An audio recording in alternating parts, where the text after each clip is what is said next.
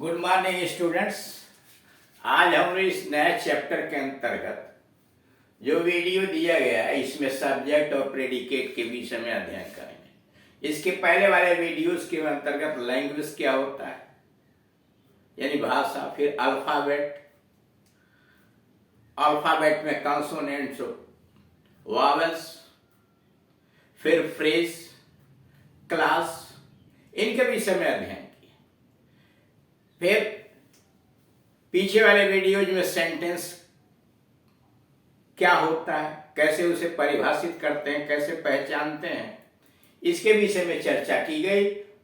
और सेंटेंस के पार्ट्स या सेंटेंस के पार्ट्स यानी सब्जेक्ट और प्रेडिकेट के विषय में चर्चा की गई है। Parts of sentence, subject and predicate.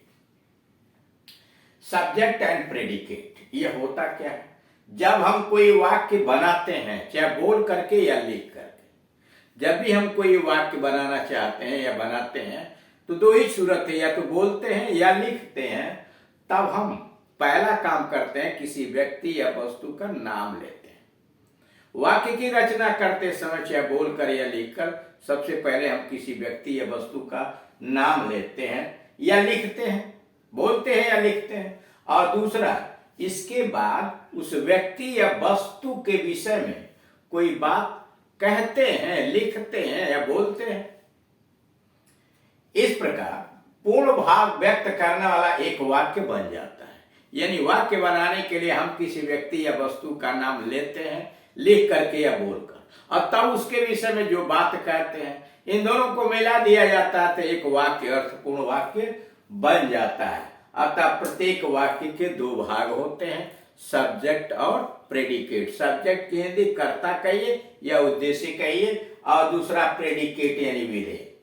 अब सब्जेक्ट पर आइए। सब्जेक्ट, उद्देश्य, यह वाक्य का वह भाग होता है जिसमें किसी व्यक्ति या वस्तु का नाम लिखते हैं या लेते हैं, बोलते हैं, जिसके विषय में हम कुछ कहते हैं। सब्जेक्ट वाक्य का वह भाग है जिसमें हम किसी व्यक्ति या वस्तु का नाम लिखते हैं या बोलते हैं, जिसके विषय में हम कुछ कहते हैं।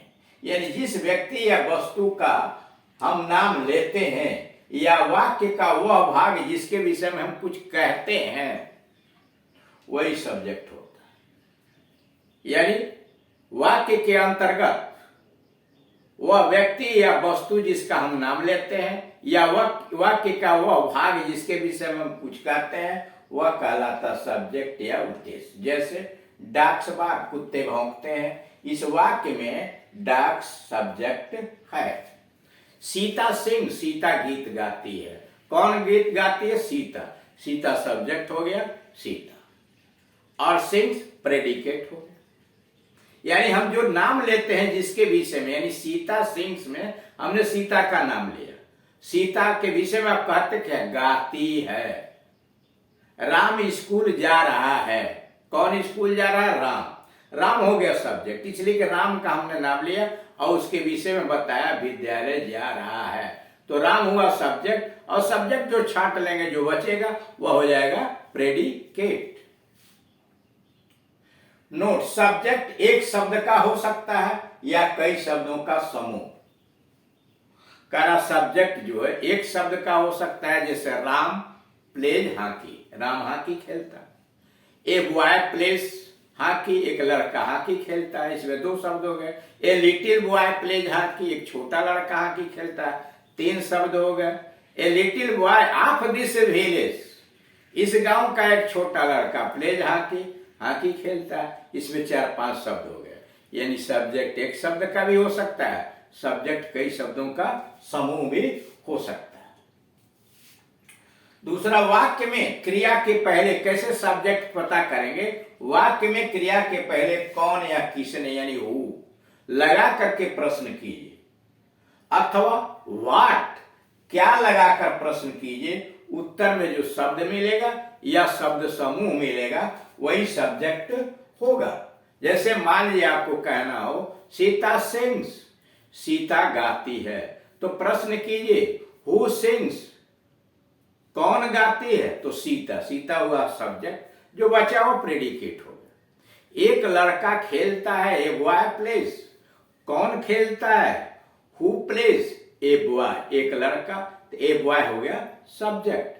यानी वाक्य में क्रिया के पहले आप कौन या किसने लगा करके प्रश्न कीजिए। उत्तर में जो शब्द मिलेगा या शब्द समूह मिलेगा वही सब्जेक्ट होगा।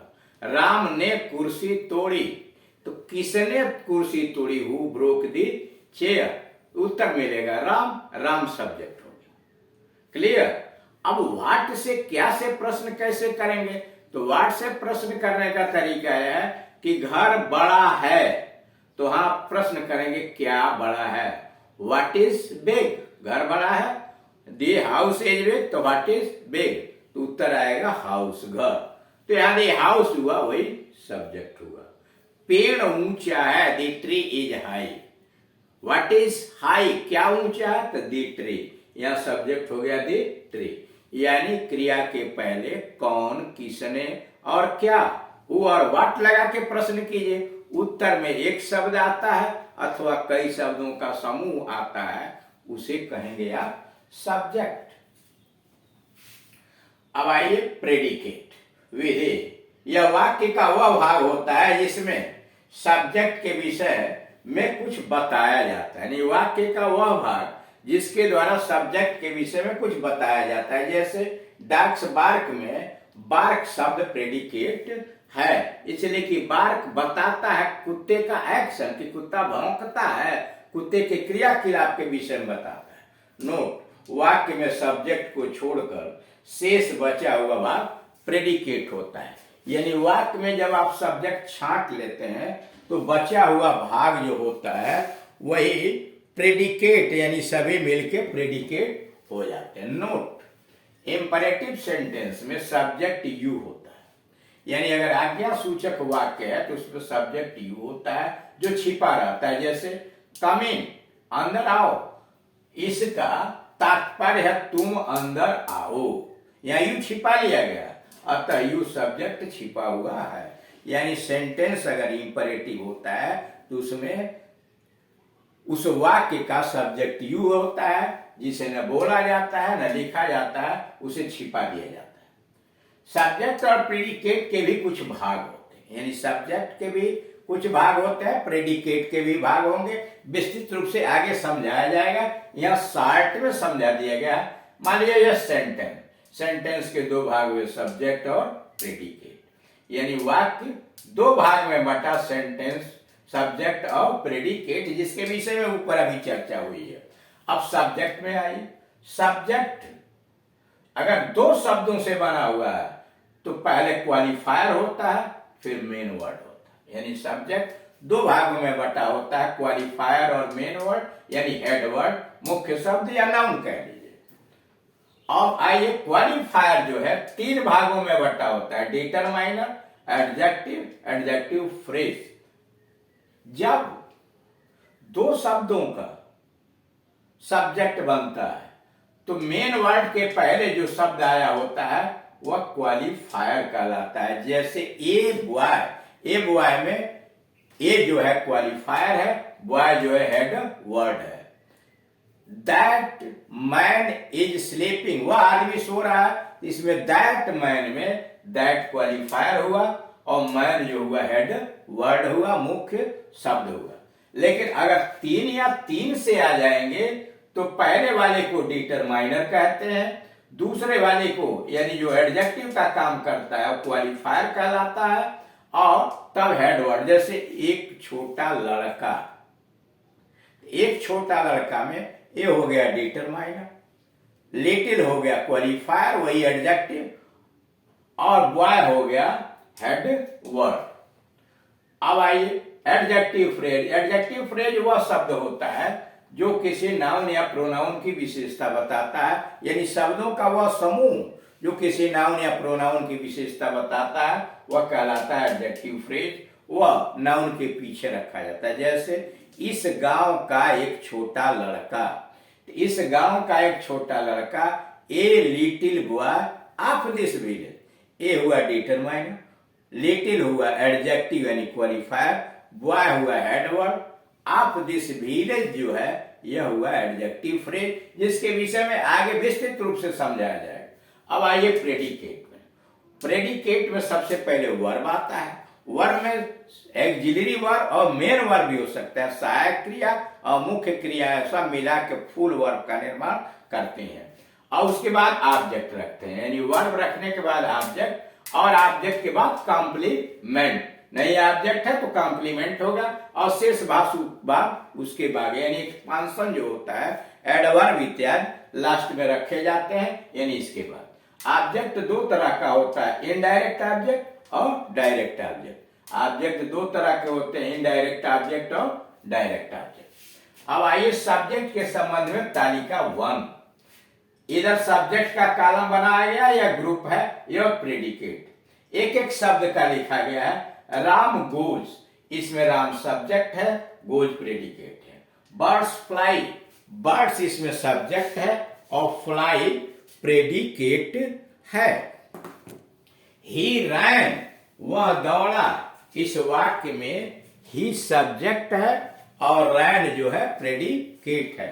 दे प्ले, वे खेलते हैं, इसमें दे सब्जेक्ट है, प्ले प्रेडिकेट है। वॉकिंग इज यूजफुल, टहलना लाभदायक है। स्मोकिंग इज हार्मफुल, धूम्रपान करना हानिकारक है। इसमें वॉकिंग जो है सब्जेक्ट है, इज यूजफुल प्रेडिकेट है। टू वर्क इज वर्शिप, काम करना ही पूजा है। टू वर्क इन्फिनिटिव है जो सब्जेक्ट का काम कर रही है। टू स्मोक इज हार्मफुल, धूम्रपान करना हानिकारक है। इसमें टू स्मोक एक इन्फिनिटिव है जो सब्जेक्ट के स्थान पर आया हुआ है। नो, वर्गीय यानी ये राम और बर्ड्स देख रहे हैं, वर्गीय वाक्यों में सब्जेक्ट नाउन है। राम और बर्ड्स क्या है, नाउन है। वर्ग बी वाक्यों में सब्जेक्ट प्रोनाउन है, ही और दे, यानी नाउन सब्जेक्ट बन सकता है, प्रोनाउन सब्जेक्ट बन सकता है। सी वाक्य में सब्जेक्ट जीरंड है, मुख्य क्रिया में आईएनजी जोड़ दिया जाता है, और काम उससे अगर नाउन का ले रहे हैं, सब्जेक्ट इत्यादि का ले रहे हैं, तो उसका पड़ जाता नाम जीरंड। तो कह वर्ग सी में सब्जेक्ट जीरंड है। वर्ग डी के वाक्यों में सब्जेक्ट इन्फिनिटिव है। क्रिया के फर्स्ट फॉर्म के पहले टू लगाकर अगर नाउन का काम लिया जा रहा है तो उस रूप को कहते हैं इन्फिनिटिव। उपर्युक्त वाक्यों के पढ़ने से अब यह स्पष्ट हो गया है कि सब्जेक्ट अगर एक शब्द का है तो वह नाउन हो सकता है, प्रोनाउन हो सकता है, जीरंड हो सकता है, इन्फिनिटिव हो सकती है, इट हो सकता है, देयर हो सकता है, इत्यादि हो सकता है। यानी इन वाक्यों के द्वारा यह पता लगता है कि अगर वाक्य में सब्जेक्ट एक शब्द का आया हुआ है तो वह नाउन हो सकता है, प्रोनाउन हो सकता है, साथ ही साथ वह जीरंड हो सकता है, इन्फिनिटिव हो सकती है, इट हो सकता है, देयर हो सकता है। तो इस तरह से आपने देखा कि एक वाक्य के दो भाग हैं, सब्जेक्ट और प्रेडिकेट। सब्जेक्ट वह भाग होता है जिसके विषय में कोई बात कही जाती है, और प्रेडिकेट वह शब्द जो वाक्य के सब्जेक्ट के विषय में जो बात कही जाती है वो प्रेडिकेट होता है। सब्जेक्ट छांटने के बाद जो बचता है वह प्रेडिकेट होता है। सब्जेक्ट के स्थान पर नाउन हो सकता है, प्रोनाउन हो सकता है, जीरंड हो सकता है, इन्फिनिटिव हो सकती है, इट हो सकता है, देयर हो सकता है। सब्जेक्ट एक शब्द का हो सकता है, सब्जेक्ट कई शब्दों का समूह हो सकता है, जिसका विस्तार से आगे चर्चा किया जाएगा। Thank you.